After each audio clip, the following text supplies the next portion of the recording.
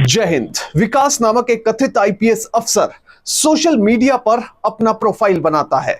वो अलग अलग प्लेटफॉर्म्स पर अपने प्रोफाइल बनाता है और साथ में अपनी उपलब्धियां, अपना बैच, अपना कैडर, अपनी पोस्ट सब कुछ मेंशन कर देता है।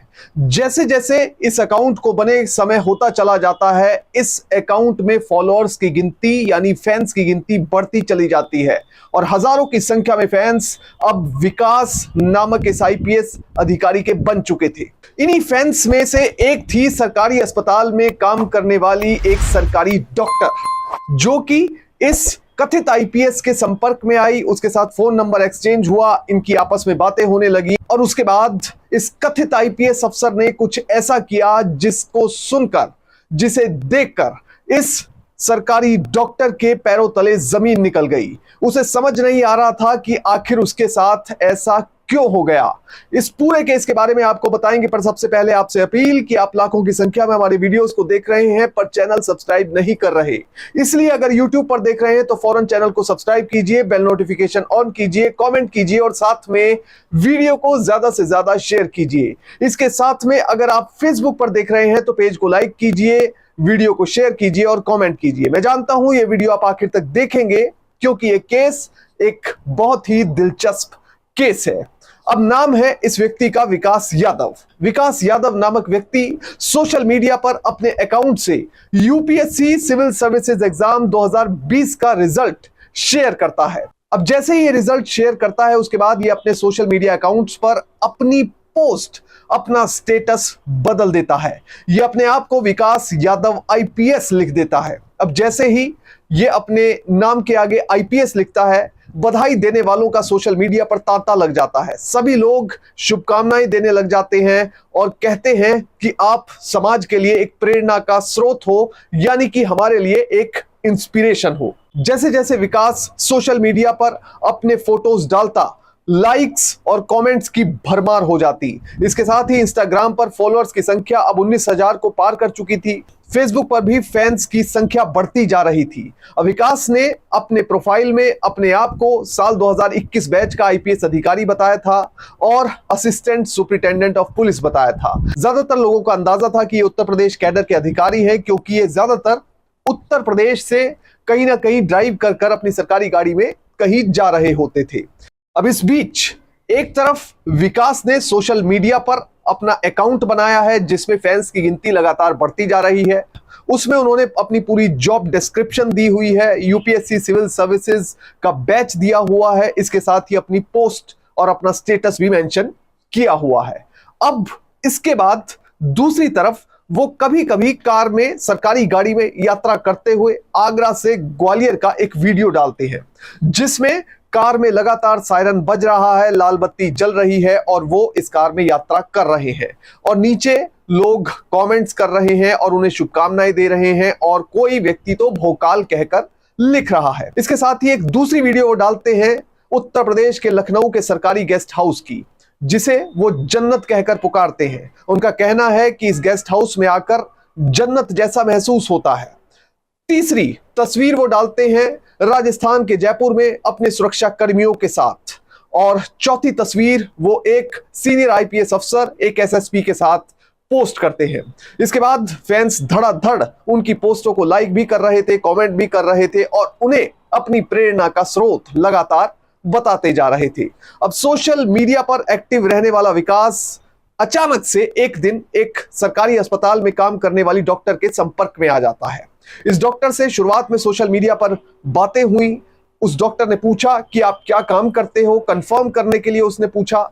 इसके बाद विकास ने बताया कि मैं एक इंडियन पुलिस सर्विस का अधिकारी हूं और मैं असिस्टेंट सुपरिटेंडेंट ऑफ पुलिस के पद पर तैनात हूं। यानी कि जो नए प्रोबेशनर्स होते हैं उन्हें सबसे पहले असिस्टेंट सुपरिटेंडेंट ऑफ पुलिस यानी एएसपी के पद पर लगाया जाता है। अब इस डॉक्टर से जब वो पूछता है तो डॉक्टर बताती है कि मैं दिल्ली के एक सरकारी अस्पताल में डॉक्टर के पद पर कार्यरत हूं। इसके बाद दोनों के बीच में इंटरेक्शन भी होता है, कम्युनिकेशन भी होता है और धीरे धीरे ये जो सोशल मीडिया पर बातचीत का सिलसिला था वो आगे फोन नंबर एक्सचेंज करने तक पहुंच जाता है। दोनों ने एक दूसरे के साथ फोन नंबर एक्सचेंज किए। अब एक दूसरे के साथ व्हाट्सएप पर चैट होने लगी और साथ में कभी कभी कॉल पर भी बातें हो जाया करती। अब धीरे धीरे जो फ्रीक्वेंसी थी कॉल्स की और व्हाट्सएप चैट की वो बढ़ने लगी और दोनों एक दूसरे के करीब आने लगे। जो डॉक्टर थी वो इस कथित आईपीएस अधिकारी के प्रति अपना झुकाव रखती थी। जाहिर है कि उम्र भी शादी की थी, तो इस पर्पज से भी दोनों ही एक दूसरे से बातें कर रहे थे। अब ऐसे में अचानक से एक दिन इस कथित आईपीएस अफसर विकास का फोन इस डॉक्टर को जाता है। डॉक्टर से बातें करता है और ये काफी परेशान लग रहा था। डॉक्टर पूछती है कि आखिर परेशानी का कारण क्या है। ये कथित आईपीएस अफसर बताता है कि मेरी मां बहुत बीमार है और अचानक से मेरे बैंक अकाउंट में पैसे नहीं है, सारे पैसे खर्च हो चुके हैं, 25,000 रुपए की जरूरत पड़ गई है। अब ये डॉक्टर ज्यादा सोचती नहीं है और इस कथित आईपीएस अफसर को विकास को कहती है कि आप चिंता ना करो, मैं आपको 25,000 रुपए दे देती हूं, मां का इलाज सबसे पहले करवाओ क्योंकि माता पिता से ज्यादा महत्वपूर्ण इस दुनिया में कुछ भी नहीं है। डॉक्टर ने ज्यादा समय ना गवाते हुए इस कथित आईपीएस अफसर विकास को पैसे ट्रांसफर कर दिए। अब 25,000 रुपए विकास के अकाउंट में आ चुके थे। विकास फोन रख देता है और उसके बाद अपने काम में लग जाता है। अब इसके बाद जब डॉक्टर को लगता है कि विकास ने शायद अपनी मां का जो इलाज था वो करवा लिया होगा, डॉक्टर मैसेज करके विकास को पूछती है कि क्या माताजी ठीक है। अब ये कथित आईपीएस अफसर उस मैसेज का कोई रिप्लाई नहीं करता, कोई जवाब नहीं देता। डॉक्टर को लगा शायद विकास बिजी होगा या फिर माताजी की तबीयत अभी तक ठीक नहीं होगी, इसलिए उसने अभी तक रिप्लाई नहीं किया। अगले दिन का इंतजार किया जाता है। अगले दिन ये डॉक्टर इस कथित आईपीएस अफसर को फोन करती है। अब फोन पर भी कोई रिप्लाई नहीं, किसी ने फोन नहीं उठाया। जब बार बार कॉल की गई तो भी कॉल पर कोई रिस्पॉन्स नहीं आया। डॉक्टर ने सोचा कि मैं 3-4 घंटे बाद फिर से कॉल या मैसेज करके देखूंगी। 3-4 घंटे बाद कॉल किया, फिर भी कोई रिप्लाई नहीं। अगले दिन फिर से कॉल और मैसेज किया पर कोई रिप्लाई नहीं आया। अब डॉक्टर को धीरे धीरे शक होने लगा कि शायद दाल में कुछ काला है। या तो यह हो सकता है कि विकास किसी बड़ी परेशानी में है, या यह हो सकता है कि माताजी की तबीयत ज्यादा खराब हो गई है, और या जो तीसरा एस्पेक्ट है वो ये भी हो सकता है कि मेरे साथ धोखा हुआ है। अब ऐसे में सीधा ये महिला डॉक्टर पहुंच जाती है पुलिस के पास।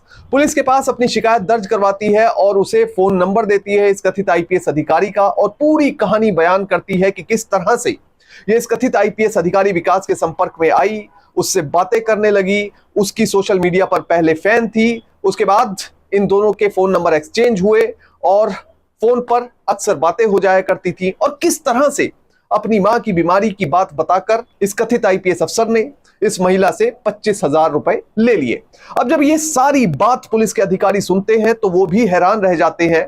अब पुलिस को प्राइमा फेसाई काफी हद तक शक हो चुका था। डीसीपी हरेंद्र कुमार सिंह की टीम ने इस मामले की जांच शुरू की। जांच शुरू करते हुए सबसे पहले पुलिस ने इस महिला डॉक्टर से इस कथित आईपीएस अधिकारी का फोन नंबर मांगा, उनकी और ज्यादा डिटेल मांगी कि वो कहां पर पोस्टेड है, कौन से बैच के अधिकारी हैं, क्या नाम है, और इसके साथ ही उनका घर का एड्रेस क्या है। दूसरी बात पुलिस ने पूछी कि इनके सोशल मीडिया अकाउंट्स जो हैं, जिनकी जानकारी भी आपको है, वो सारी जानकारी पुलिस के साथ साझा की जाए। अब सोशल मीडिया अकाउंट्स की जानकारी भी पुलिस को दे दी जाती है और पुलिस तेजी से अपनी जांच को आगे बढ़ाती है। सबसे पहले पुलिस ने यह कंफर्म करने की कोशिश की कि क्या इस नाम से, विकास नाम से, कोई आईपीएस अधिकारी है 2021 बैच के। तो पता चला कि 2021 बैच में इस नाम के कोई अधिकारी उत्तर प्रदेश में नहीं है। और ज्यादा छानबीन की, हो सकता है कि किसी और डिपार्टमेंट में चले गए हो डेपुटेशन पर इस बारे में कुछ पता नहीं चला। अब जो फोन नंबर था, फोन नंबर को ट्रैकिंग पर लगाया गया। तो जब ट्रैकिंग पर लगाया गया तो लोकेशन आई मध्य प्रदेश के ग्वालियर की। अब पुलिस को शक यह हुआ कि जब ये कथित आईपीएस अफसर उत्तर प्रदेश में तैनात है, जिस तरह से महिला बता रही है, तो ग्वालियर में इनकी कॉन्स्टेंटली लोकेशन क्यों आ रही है, लगातार लोकेशन ग्वालियर की मध्य प्रदेश की क्यों आ रही है। अब पुलिस ने अपनी जांच टीमें बनाई और एक टीम को भेज दिया मध्य प्रदेश के ग्वालियर, जहां पर की इस कथित आईपीएस अधिकारी की मोबाइल फोन की लोकेशन आ रही थी। गिरफ्तारी के बाद पुलिस अपने साथ इस व्यक्ति को लेकर आ गई और उससे गंभीरता से, काफी सख्ती से पूछताछ की गई। पूछताछ में जो खुलासे हुए उसने इस महिला डॉक्टर को भी हैरान परेशान कर दिया। उसके पैरों तले जमीन निकल गई। इस व्यक्ति ने पुलिस को बताया कि अब तक वो 50 से ज्यादा लोगों को अपना शिकार बना चुका है और इन 50 लोगों में ज्यादातर महिलाएं हैं। वो महिलाओं को अपना टारगेट बनाता, उनके नजदीक जाता और उनसे पैसे की डिमांड करता, किसी ना किसी बहाने को रखकर उनसे पैसे हड़प लिया करता और फिर रफू चक्कर हो जाया करता। धीरे धीरे करके 1, 2, 5, 10, 20 और ये नंबर बढ़ता बढ़ता 50 तक चला गया।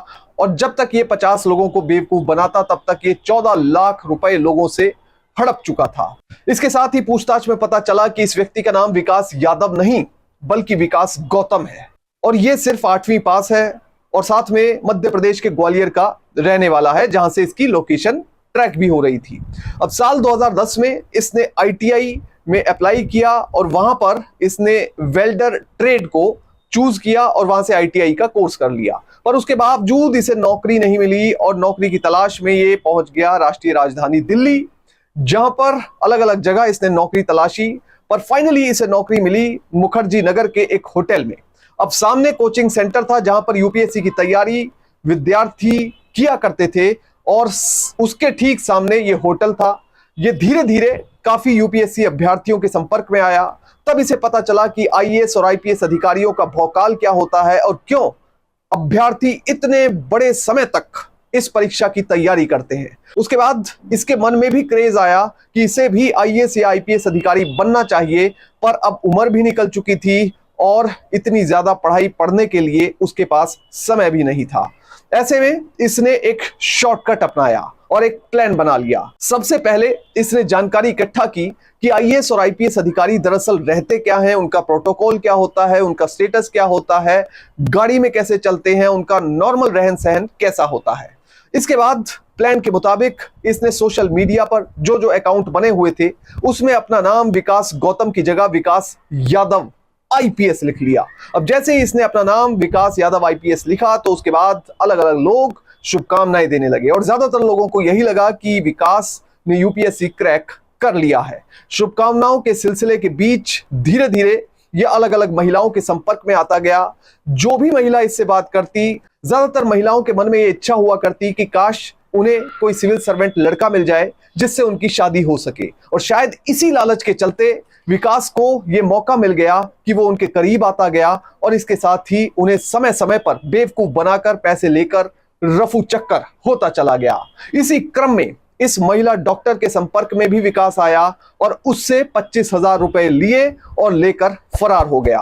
पर एक चीज यहां पर समझनी बहुत इंपॉर्टेंट है कि अगर कोई भी व्यक्ति कानून का उल्लंघन करता है, अपने आप को गलत पोस्ट पर, यानी कि अगर वो सिविल सर्वेंट नहीं है, वो IAS अफसर नहीं है, वो IPS नहीं है और अपने आप को IPS अफसर बताता है, तो ये भी अपराध की श्रेणी में आता है, चाहे किसी का नुकसान हुआ हो या फिर ना हुआ हो। अब इस केस में सीधे तौर पर इस व्यक्ति ने लोगों के पैसे हड़पे थे, तो इसमें सीधे तौर पर फर्जीवाड़े का केस दर्ज हुआ, इंपर्सोनेशन का केस दर्ज हुआ और पुलिस ने विकास गौतम नाम के इस बहरूपिये को गिरफ्तार कर लिया।